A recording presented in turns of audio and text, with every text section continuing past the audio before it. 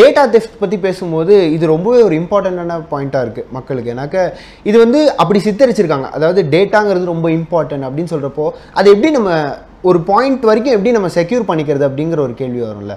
அந்த கேள்விக்கான விடை என்னவா இருக்கும்? அந்த அளவுக்கு சென்சிட்டிவாக ஒரு இன்ஃபர்மேஷன் வச்சுருக்கீங்க அப்படின்னா don't keep in internet to be very Frank.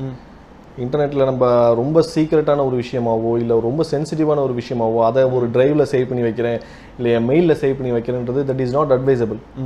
So இன்டர்நெட்டுக்கு போயிடுச்சு அப்படின்னாலே it has gone to internet. So அதை நீங்கள் எதுவுமே பண்ண முடியாது.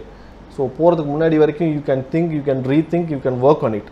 அது போனதுக்கப்புறம் நீங்கள் we cannot do anything. So அவ்வளோ சென்சிட்டிவாக ஒரு இன்ஃபர்மேஷன் இருக்குது அப்படின்னா மூவ் டு சம்திங் எல்ஸ்.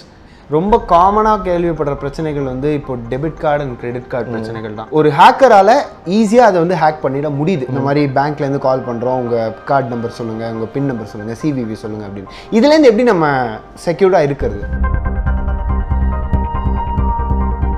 ஒவ்வொரு வாட்டி ஃபுட் ஆர்டர் பண்ணுறீங்க, ஒவ்வொரு வாட்டி உங்களுக்கு கார்டில் பின் நம்பர் என்டர் பண்ணுறதுக்கு நமக்கு சோம்பேறித்தனமாக இருக்குது.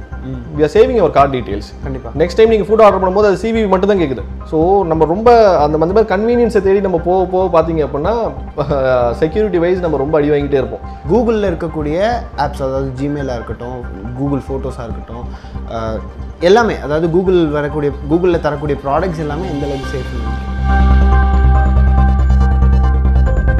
நீங்கள் ஜிமெயிலில் அக்கௌண்ட் கிரியேட் பண்ணுறது காசு இல்லை, கூகுள் மேப்ஸ் யூஸ் பண்ணுறது காசு இல்லை, எதுக்குமே காசு இல்லை.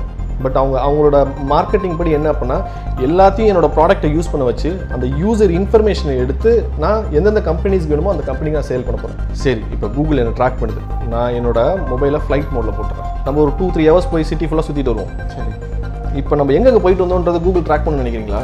ட்ராக் பண்ணுறதுக்கு சான்சஸ் இல்லை. 100% இருக்குது. கூகுள்கிட்ட நீங்கள் கேட்குற